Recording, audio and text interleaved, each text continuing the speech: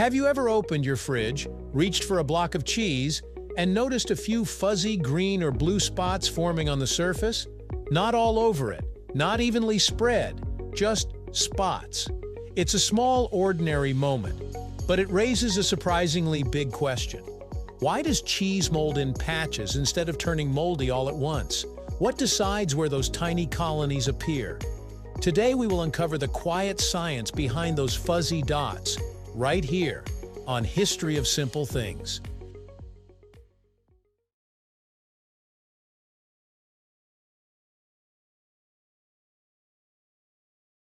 Humans have been making cheese for over 7,000 years.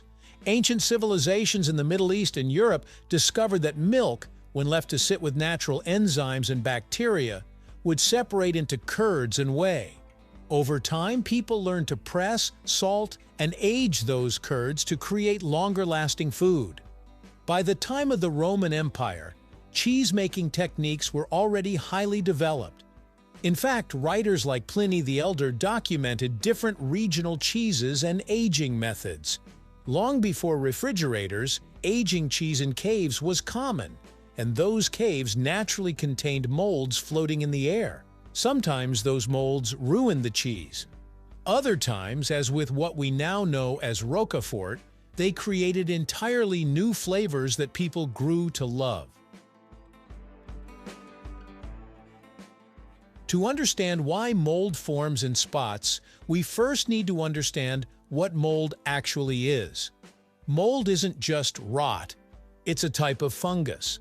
Fungi reproduce by releasing microscopic spores into the air, tiny, lightweight particles that float around us constantly. You're breathing in mold spores right now, and that's completely normal. Most of the time, they land on surfaces and nothing happens. But when they land somewhere warm, moist, and nutrient-rich, they can begin to grow. Cheese is practically a buffet for mold. It contains proteins, fats, and some moisture. Everything a fungus might need. But here's the key. Mold doesn't magically appear everywhere at once. It begins from a single spore. Imagine one microscopic spore landing on one tiny spot of your cheese.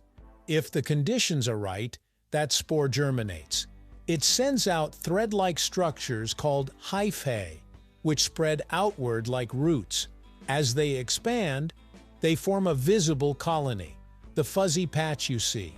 Each visible spot on moldy cheese usually started as a single spore. That's why mold appears in patches instead of covering the entire surface instantly. Every patch is essentially its own little fungal city, growing outward from its original landing point. Another reason mold forms in spots has to do with airflow and handling. When you unwrap cheese, slice it, or leave it exposed even briefly, spores in the air can settle unevenly. They don't land in a neat, uniform layer. Some areas may receive more spores, others may receive none at all. The surface of the cheese itself also isn't perfectly uniform. Tiny cracks, knife marks, or slightly wetter areas can give spores a better foothold. Moisture plays a huge role. Mold thrives in humid environments. If one corner of the cheese retains slightly more moisture, maybe from condensation inside the packaging, that area becomes more attractive to spores.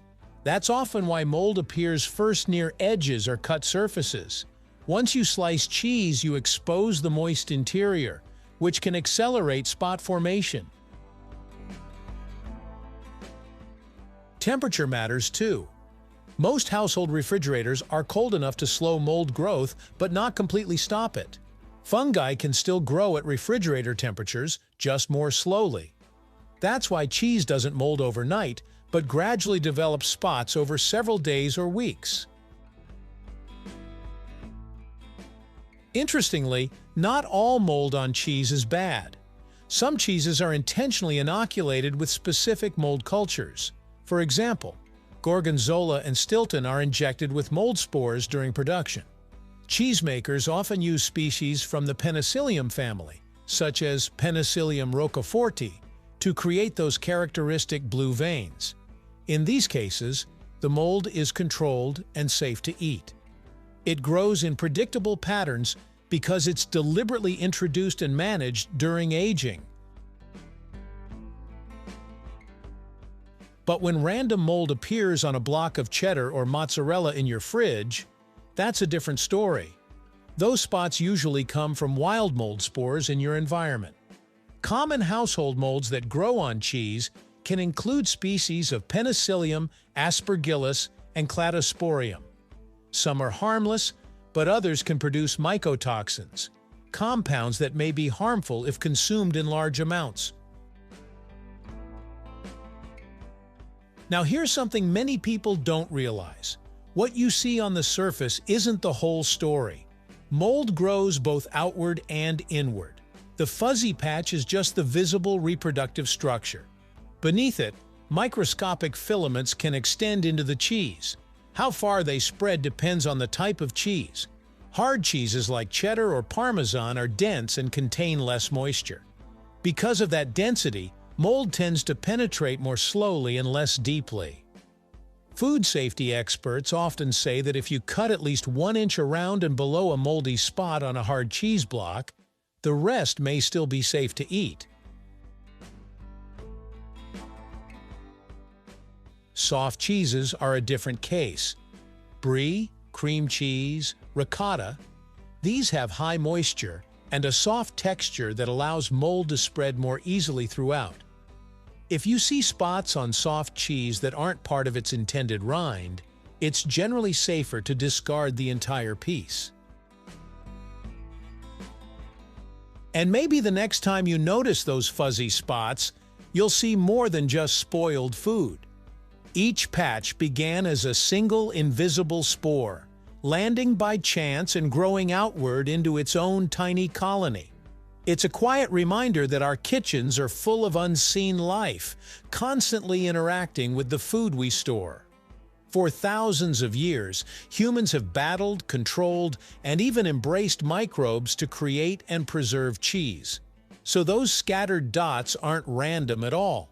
They're small signs of biology at work, revealing the hidden science behind something wonderfully simple. Thank you for watching. If you have suggestions for our next video, feel free to share them in the comments below. We'll be sure to give you an acknowledgement for your contribution.